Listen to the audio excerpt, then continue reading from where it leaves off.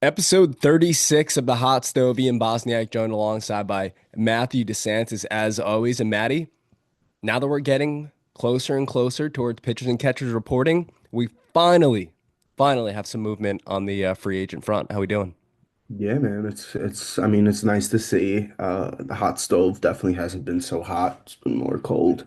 But yeah, these past few weeks, we've been hearing more about where these star players are going. A lot has been held up with the international free agent period with Roki Sasaki, but as we all knew, he was going to the Dodgers, but Sell yep, out. yeah, fucking bum. Yep. But either way, things seem to be speeding up, and we got pitchers and catchers in our sight. So hopefully we can figure out a few more moves. I don't have a calendar in front of me, but I think it was either yesterday or today is 67 days from opening day. So today might be 66. I don't know. But nonetheless, we are almost there here on January 20th as we're recording. And we're coming to you a little bit more than a week since I last came to you guys. Maddie and Rob are both held up with other things. So we felt like it was necessary for me to come to you guys, and there wasn't a lot going on, but we just wanted to make our presence heard.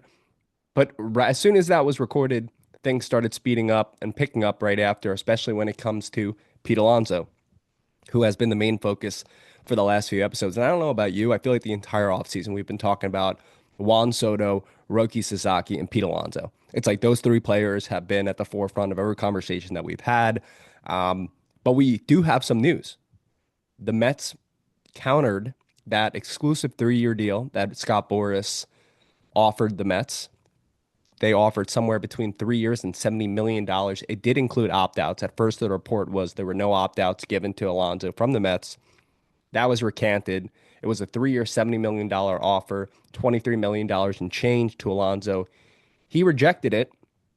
Right after that, Andy Martino, John Heyman, all these bigwig reporters come out saying that, yeah, the divorce is inevitable. It's going to happen. The Mets and Alonso are not going to come to terms, right? And then we hear Will Salmon kind of from the Athletic kind of go back a little bit on that, saying, it doesn't mean it's completely done, but yeah, there's definitely a gap that needs to be bridged between the two.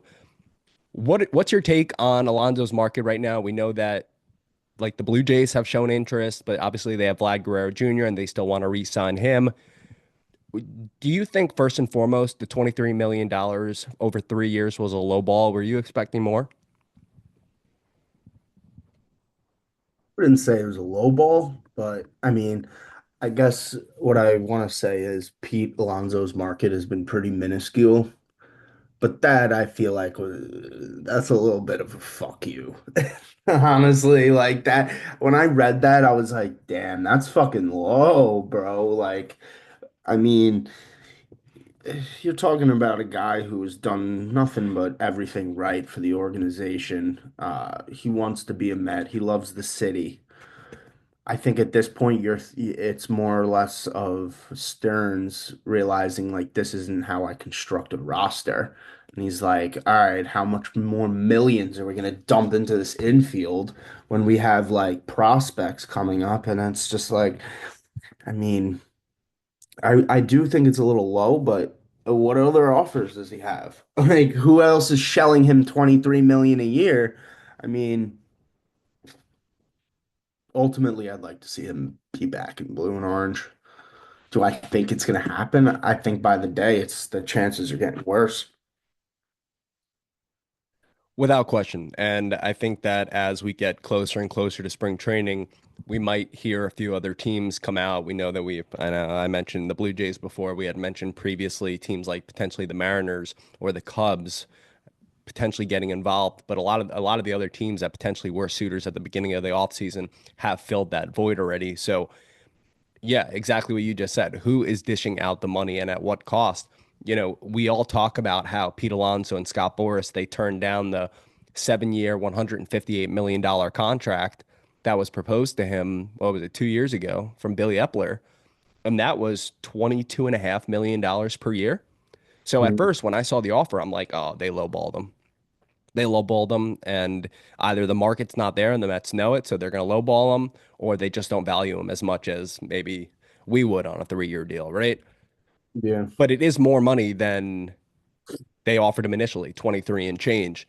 I was thinking when I heard that there was a 3 year deal that the Mets were, countering or that was offered, I was under the presumption that the Mets would be completely okay with making him one of the top paid first basemen in the league, like around 29, $30 million. I thought that they would have been okay with that, given that it would just be a 3 year deal, but they're not budging. And it's making me think, are they working within parameters of a budget? Like, is that what's going on here? Obviously, you don't want to be taxed out the wahoo, but you went ahead and you signed Juan Soto.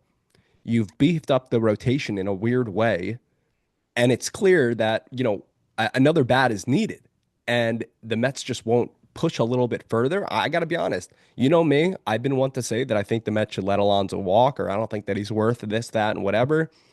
But if he's willing to take a 3 year deal, I'm willing to up that to $30 million. I know that's a big jump from 23, and you're definitely kind of showing Pete, hey, we need you more than you need us. But I think given the fact that the Mets can spend their estimated payroll going into this upcoming year is 297, that's still $39 million below what their payroll was last year.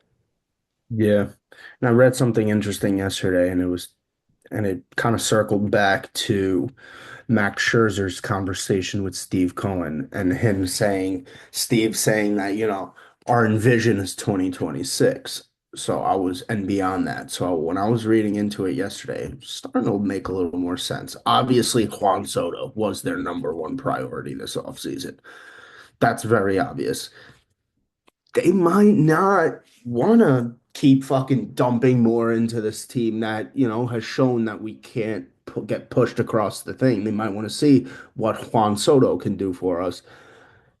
We have prospects at the top of our system. And then trust me, I love Pete.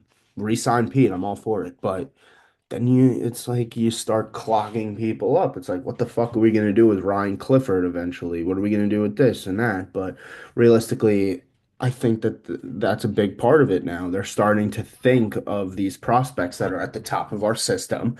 And, David Stearns, a Milwaukee guy who was not used to having an insane payroll. He's used to putting teams together by fucking throwing shit at the wall and seeing if it sticks or not. So I don't, because then you start thinking, then you have a lot, then you sign Pete, he's on for a lot of money. You got Lindor. I think that they're just trying to have payroll flexibility going forward. They want to be able to be in on any sort of big fish if they were to become available.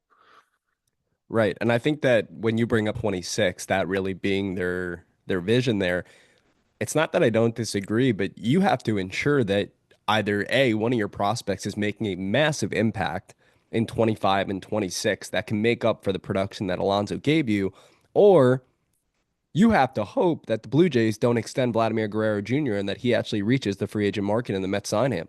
He's gonna make it to the free agent market for sure. He Yeah. just saw how much money the fucking Juan Soto made. He saw how much money people get on the free agent market. They won't come to terms. I will say though, there are a lot of people have, I've posed questions on Twitter and a lot of people have clapped back and say, hey, Guerrero is definitely not going to accept a contract extension. It seems like he is one of the ones that's more willing to listen.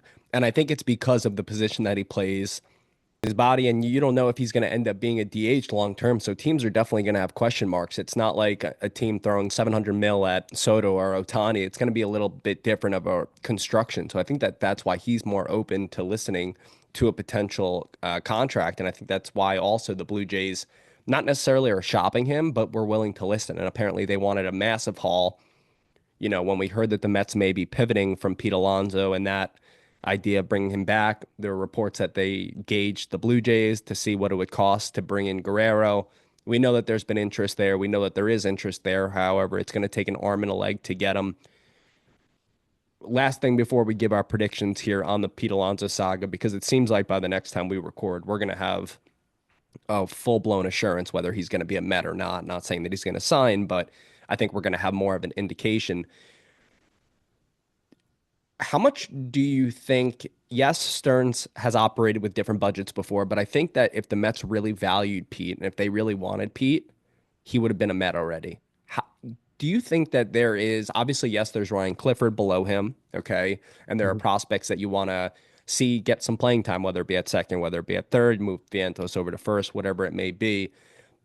But how much do you think the Mets actually want him? Because I think that a lot of the things that we were talking about last year, the lack of plate discipline, his numbers with runners in scoring position, late and clutch in games, his resistance to laying off every off speed and breaking pitch that's away That from him in the fucking zone. slider in the dirt. Yep. Outside and away. Exactly. And that's the type of thing that I'm thinking. It's like, yes, we've heard how much the Mets love him and they value him as a player and as a person and as an integral piece to this ball club. But at the end of the day, I think that those are the things that they're really afraid about. And then on top of that, you talk about a first baseman who's entering his age 30 season. He's aging. So there are question marks. To me, the minute I hear that he's willing to take a 3 year deal, I'm bumping that AAV up to the point where he can't say no. And I'm not saying that I'm going to be negligent with my spending here if I'm the GM, but the Mets have the money. The window is open right now. Sure, there are a few pieces here and there that the Mets have to shore up or they have to hope that they get the development in 2025. But if they bring in Pete Alonso on a 3 year deal, let's say 30 million per, so 90 over three, the Mets lineup there is one of the best in the game, and they have so much more reinforcement. And I just think that on a 3 year deal, David Stearns and Steve Cohen, I'm not saying that you should blink when it comes to Scott Boras, but you should try to meet in the middle there because I mean it. Like this lineup is a bat short, man. It is a bat short. And when you look at it, sure, Juan Soto is much better than Pete Alonso. And one could say, hey, it's the same lineup as last year, but you put in Juan Soto instead of Alonso and you'll get better production. Yeah, that's true.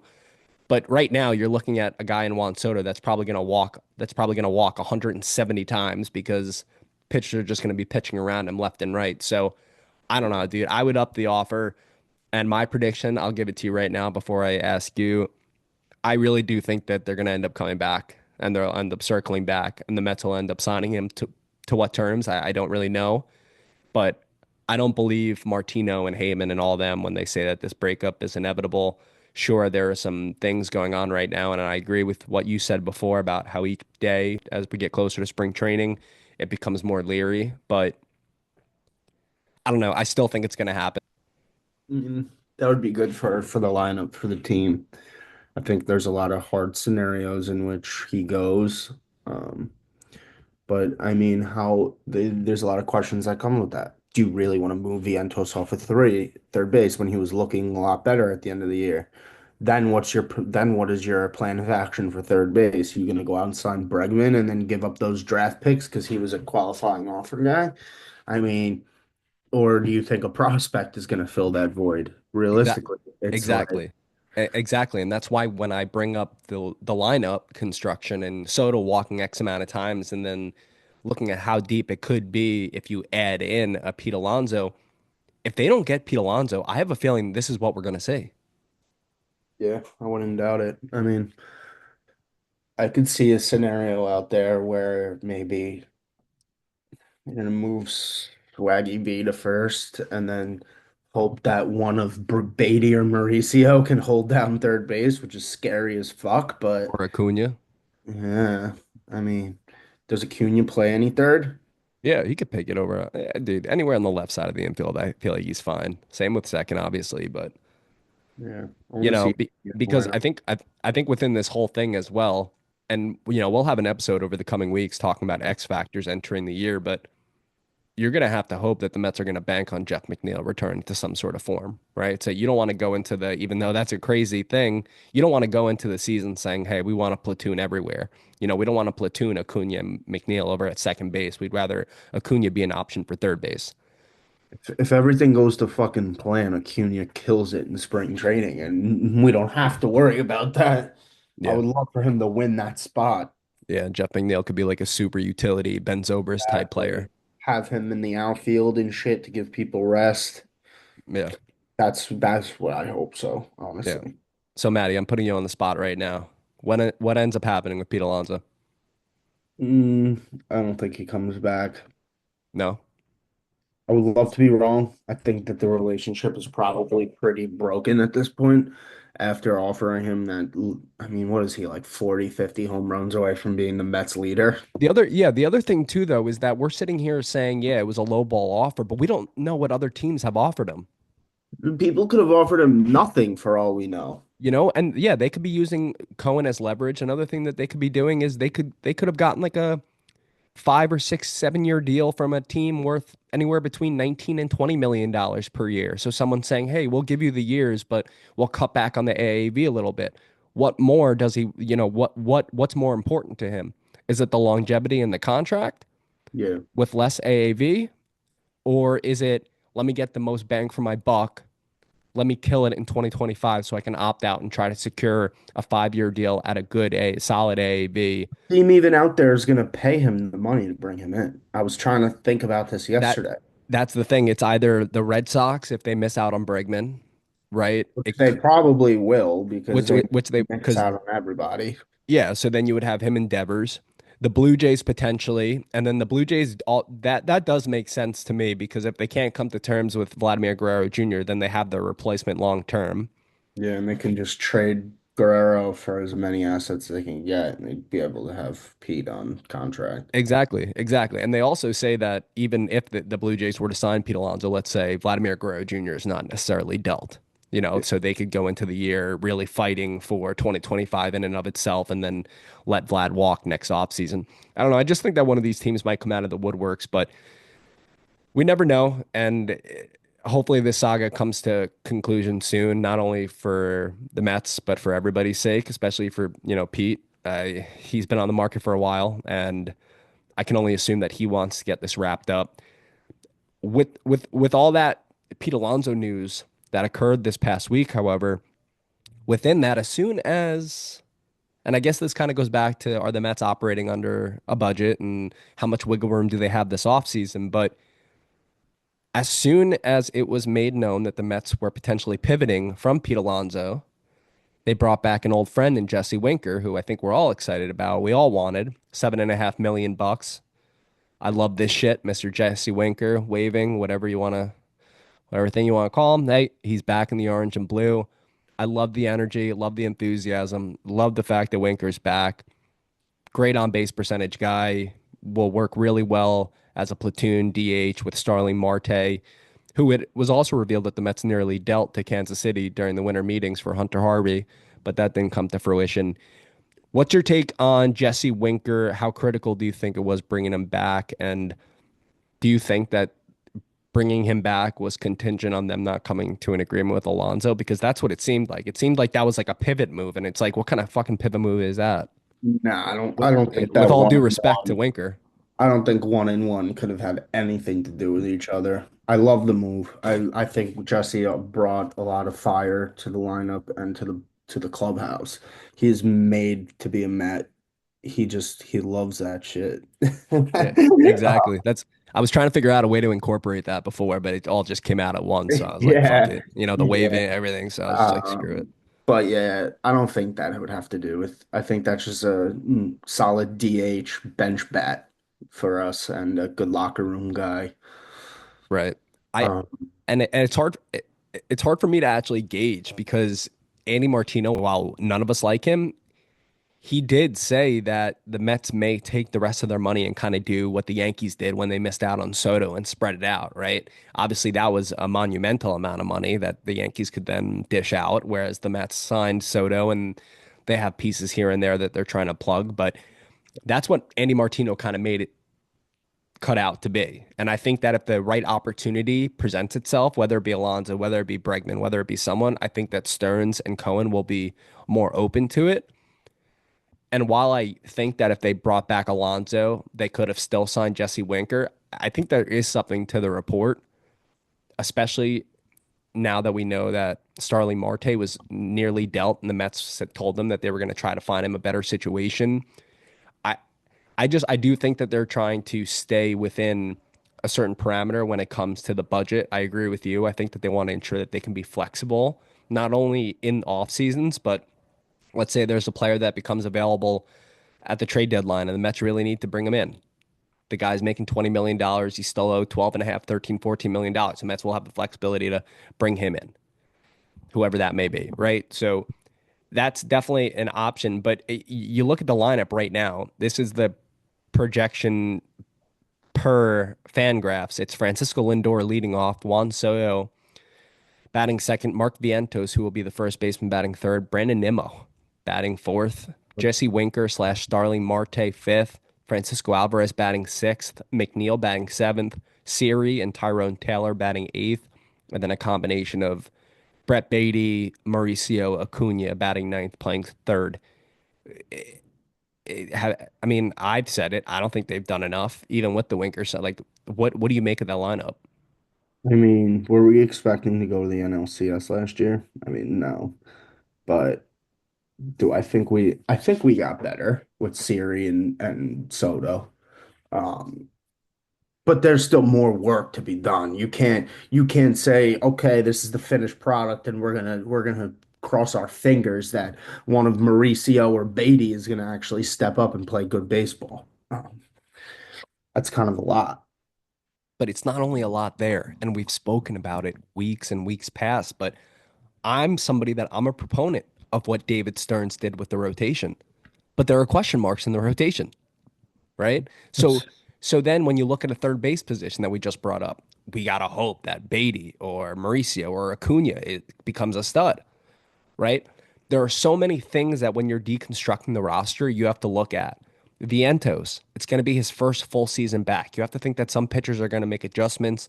He's still going to see some good pitches because Soto's probably going to get walked in front of him. But there's that. Brandon Nimmo, his weighted run created plus value has gone down every year. He was up in the mid 130s for the last 3 years. This past year, I think he was at 108 or something like that. He took a massive step back this year. On base percentage dropped as well. That's going to be your four hitter. Jesse Winker, somebody that's had one all-star campaign and otherwise has some pop, gets on base at a crazy clip, and then you platoon him with Marte, who hasn't been Starling Marte since 2022. You're going to have them be the five hitter. You have to hope that Alvarez develops, McNeil gets his head out of his ass. There are so many question marks. And yes, a team that went to the NLCS a year ago, you have to think that they're in a good standing and the lineup can produce better than what we're seeing on paper. But there also has to be an acknowledgement that there are so many question marks, and that is scary for a team that's quote unquote all in. yeah, no, I agree. I mean, but like I said, I think that they're very held up in this Alonso thing. They were held up in the Roki Sasaki thing, which I knew we were never gonna fucking get the guy. Yep. They should have just not, but it's nice to see that they're in on every avenue, but they should have just not even fucking bothered. Like we all knew the route he was gonna go. Collusion. That kid collusion. That kid he would have gotten ripped apart by the New York media, so whatever. Yeah, screw him. A little shrimp. Yeah, dude. But those Dodgers will just continue and continue to their payrolls at like 390 million. But all right. So now let's go back. Yes, sure, the Dodgers have a lot of depth. Yes, they have a good farm system. But and yes, they're signing some of these players like a Mookie Betts and all these guys. They're signing them when they were in their mid to late 20s, right? But what's preventing the Mets from doing that as well? They were at 336 mil last year. Yes, you don't always want to do So, it, but if it's a 3 year deal, $30 million for Pete Alonso, why not fucking do it so you give your club the best chance to succeed? I mean, if you think that David Stearns like thought how we're thinking right now, it would have been done already. There's somebody in the building that obviously thinks that Pete Alonso and his numbers are not going to stay the same. Well, we saw it this past season, but you have to expect that at the end of the day, he's still going to be a 230, 240 hitter, somebody that can hit 40 plus home runs. Is he worth $30 million in that? No, but somebody else is going to give it to him, and we know what he's going to do there, right? He may decline. He may turn into a Dave Kingman where he's, all in or it's a bust, but he still has the power, and the Mets are lacking that power bat. And when you look where we are in the offseason, when you look at free agents that are out there, when you look at the trade market, how else can the Mets beef up this lineup if it's not Pete Alonso? Alex Bregman. But the Mets aren't going 6, 7, 8 years for Bregman, and Bregman has stated that he's not going short term, Yeah. right? You look around and you say, who's an impact bat that we realistically can fit in? It's Pete Alonso. And without Pete Alonso, I look at this lineup and I say, if there's no Alonso, I think that this is what we have. And yeah, I'm happy that they brought back Jesse Winker so that he can platoon with Marte, this, that. But I don't know, man. I just think that you went ahead and you replaced Alonso's value with Soto's value and production, which is far exceeds Alonso. But then you have to hope for a lot of other things to click. And that just scares me, especially when we're going into the year, hoping that it ends with a parade down the Canyon of Heroes. Yeah, I agree. I agree. There's still a lot. I mean, there's still work to get done. Hopefully that with the international period passing and stuff like that, that we're able to really, get a couple more deals done. I think it would still be nice to get another right-handed reliever, maybe bring back Stanek. Yep. Yeah, and we'll talk about that. Yeah, I mean, you bringing up the bullpen because we've spent a decent amount of time on the lineup, and again, hopefully next time we record, we'll have more clarity, whether it be on Alonso, whether it be on the Mets' plans moving forward for the lineup in this offseason. But the Mets did beef up the bullpen a little bit. I love the deal. I'm not sure about you. As soon as I assumed that they figured out that they weren't signing Tanner Scott, and they went ahead and signed our good friend AJ Minter, who we've seen quite a bit over the last few years with the Atlanta Braves. Left-hander, he'll be entering his age 31 season. He'll be 32 in September, but he's always been a big time force in that Braves bullpen career. 3.28 ERA, 289 FIP in Yeah. 384 games career. This past season, the strikeout rate dropped just a tad. He did deal with an injury or two, 34 and a third of an inning in 39 games, 262 ERA, which is great, but a 445 FIP. So clearly he wasn't as dominant as he had been in the past, but the Mets hopefully are going to right the ship with him. What's your take on bringing in AJ Minter, a guy that not only throws hard, not only knows how to get the job done, but can pitch both to contact and can also get the swing and misses, and also for the most part in his career isn't erratic. To me, I think that he's an excellent addition when you look at left-handers that the Mets could have potentially brought in. Yeah, no, I like the deal. I like the money. Only 2 years, so that's good. 11 Um, mil. Yep, I think he's gonna fit the bullpen well. I mean, we needed a left-hander. I'd rather honestly have do the Minter deal than the Scott deal, Same. primarily because I think if the Mets did give Scott 4 years, he would have given us 1 or 2 good years. The other, I think, would have went to shit quick. Um, but What makes you like I say said, that? Has that ever happened with the Mets? oh no, no, come on. All of our free agent signings always work out, Yeah, I love the like shit. Mr. Jason Bay. Ugh. Ugh. But yo, even in this past year, when he had that 445 FIP, if you look at his advanced metrics, and he wasn't qualified because he didn't make enough appearances, but he is 85th percentile in expected ERA, average exit velocity, chase percentage, whiff percentage, strikeout percentage, hard hit percentage. So he's still limiting the hard contact and he's still striking out hitters. This year, he took a little bit of a step back when it came to the walks, and the velo was down to 94 and a half miles per hour. But he's just 2 years removed from a season in 2022, 75 games, 206 ERA, struck out 94 in 70 innings, had a 0.91 whip. So you add in that type of production, even if he's 75% of that, that's a cog. That's a cog leading up to Diaz in the bullpen. Absolutely. And, we still have guys that played well last year, like Daniel Nunez and Jose Buto. Like, so the bullpen realistically is starting to look like a strength on this ball club. Right. So you bring that up, and when you look at the bullpen now with AJ Minter slotted in, You're looking at, because we all know that there's going to be a six-man rotation, so we're going to limit it to seven guys in the pen. Right now, you can suggest that it'll be Edwin Diaz, AJ Minter, Jose Budo, Reed Garrett. I'm going to say Daniel Nunez, even though we're not 100% sure if he'll be ready to go by opening day. Sean Reed Foley, and then Griffin Canning.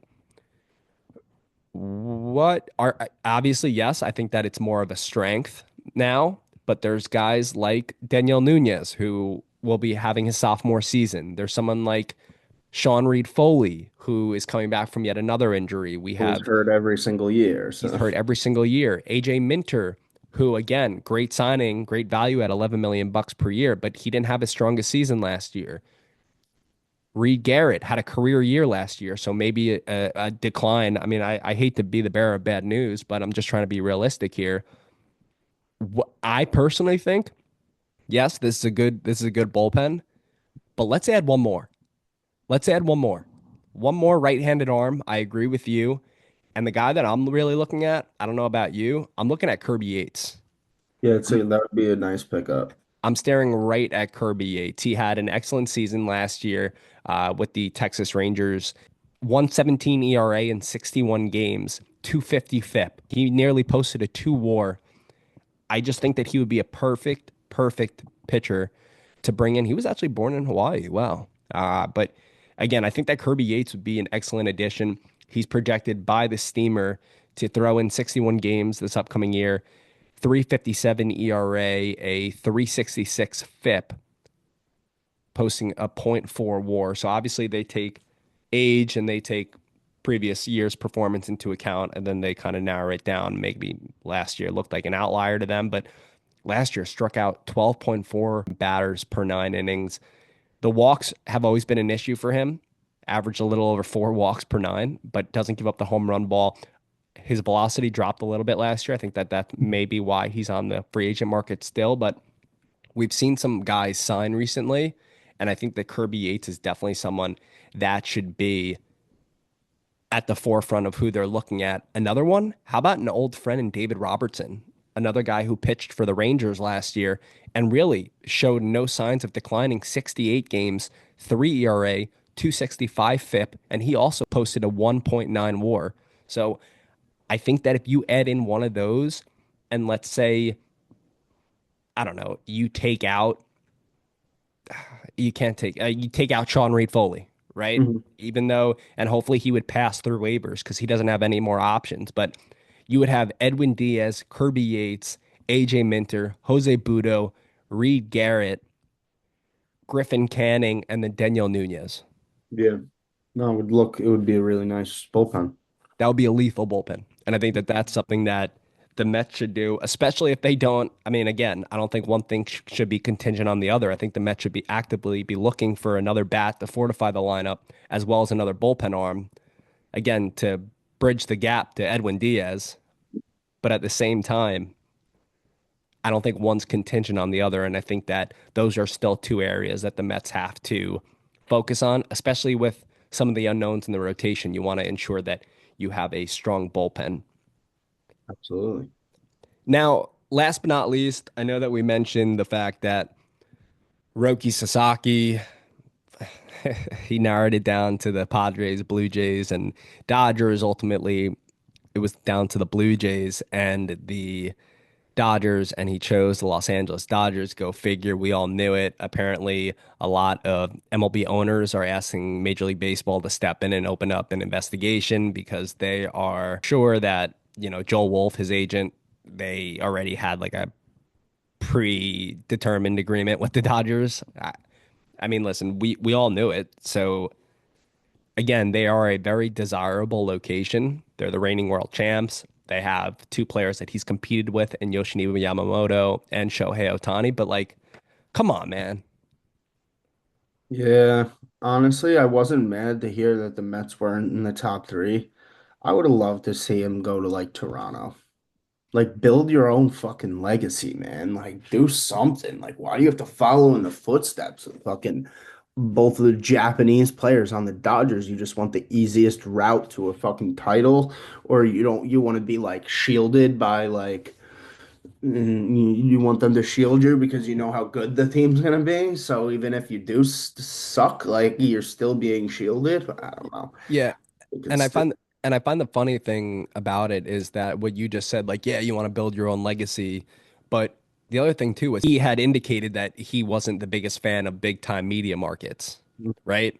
And that's why a lot of people said, hey, hold on, maybe he might not go to the Dodgers, the Mets, the Yankees, the Padres. He might go to a team, a smaller market team to get his bearings underneath him. And then he wound up just going to the Dodgers. I have no doubt that there was a predetermined contract It would have been between the so two much parties, fun to see him go to like Pittsburgh right? Him and and see Skeens and like Jared Jones. Skeens, Jared Jones, and Sasaki. That would have been hard to find a better 1, 2, 3 in the game than that. Yeah, that would have been legit. But of course, he joins the Dodgers. They have about a nine-man rotation. They're all they could literally, 9 guys who can throw like 180 innings at least. bro, you can. No, Tyler Glass now is going to break after 2 innings. We know that. No, I'm just kidding. But you could take their 10 best starters and you can make two rotations. And It's they actually still wild. fucking won the World Series without, and with literally just like fucking throwing bullpen guys out there. Exactly, exactly. And then you just go, what the fuck? And then they were also rumored to be still in the running for Jack Flaherty too. I don't understand how that is a That's possibility. insane. That's fucking insane. Bring him up quickly. Would you I would consider? sign him. Yeah, I But was. then you're also like, what the f then one of those guys you signed to be the sixth man is probably going to the pen. Who the hell cares? Who the hell cares? It's about making us better. Because yo, you look at the rotation right now. You add in Jack Flaherty. You can go Sean Manaea, Kodai Senga, Jack Flaherty. Go Flaherty over Senga. All right. So Sean Manaea, Jack Flaherty, Kodai Senga, Frankie Montas, David Peterson, and Clay Holmes. Yeah. That looks good. Then you got Paul Blackburn in the bullpen or Griffin Canning. Yeah, I understand that some of these guys don't have the option. Some of them just got paid, whether it be free agent or arbitration. But again, as you push towards spring training, any players that are on the open market, especially with the fact that the Mets have money, whether they're operating underneath a budget or not, any opportunity that the Mets see that can bolster their rotation, their bullpen, or their lineup, they should take advantage of. So if Pete Alonso's still waiting there a day before spring training or into spring training, haven't signed a deal, you up that AAV. Yeah. If Jack Flaherty's there still on the open market, you look if you can sign him to a heavy 1 year, maybe 2 year deal with an opt out after one, allows him to hit free agency again next year so you can Mhm. bolster up the rotation. You see what bullpen arms are available as we get closer to, the spring training, whether it be David Robertson or Kirby Yates or Paul Sewald or Carlos Estevez or one of those guys. But I think it is of the utmost importance that the Mets have that view when they're kind of looking, kind of like they did last year with JD Martinez. They didn't sign him till late in the offseason, but they waited for him to come to them. Yeah. Which ended up being a terrible fucking move. Listen, if it wasn't, bro, listen, if it wasn't for JD Martinez, we wouldn't have gotten through some of those really, really shit times during the summer. He really helped us in June. He really helped catapult that turnaround. And then he completely lost his swing. But come on, we gotta we went to the NLCS. Maybe we would have gone further if he would have performed, but you never know. Um, and then last thing, I just want to ask you because we were talking about the Dodgers. Fuck the Dodgers. They got Roki. They got Tanner Scott. We know their lineup already. Is there anybody that can stop them currently, do you think? Not on paper. Not on fucking paper. And that's why we play It's the gonna damn need games. it's gonna need October magic. That's why they play the games. Yep. It Which is really is like an MLB The Show team, though. it's fucking insane. It's absolutely insane. And I just, Can't wait to get the show just to fucking see how filthy they are. I know, I know. I saw a question posed last night. I don't know how you would feel about this, but dude, just quickly, I know that this isn't Cup of Dodgers, it's Cup of Mets, but I just want to like line up Otani, Betts, Freeman, Hernandez, Muncy, Will Smith, Michael Conforto for Met Watch, Tommy Edman, and Hyesung Kim. Rotation: Blake Snell, Yoshinobu Yamamoto, Tyler Glasnow, Tony Gonsolin, Roki Sasaki, and Dustin May. And Shohei Otani's not even included in that. That's all Fangraphs. Then their bullpen: Tanner Scott, Michael Kopech, Blake Trinan, Evan Phillips, Alex Vesia, Anthony Banda and Ryan Brashear, right? Tony Bonda, former Yeah, Met. yeah. So yeah, former Met watch there too. So it just kind of goes to show how deep they are. And this question was posed on Twitter last night, and I want to ask you, when the CBA's up after the 2026 season, would you trade not having baseball in 2027 if it meant getting a salary cap? I mean, that could hurt us too. Like, I we have know. a fucking owner that just wants to spend money. And so, But why no, isn't he? bro just spent fucking 700 on Soto. All right, keep going. All right. Trust me. Trust his vision. I don't think this year is a part of the vision. Bro, well, In terms of spending like a drunken sailor, I mean. all right, but then you go ahead and you waste another year of Lindor's prime to go along with someone that you just inked for $765 million.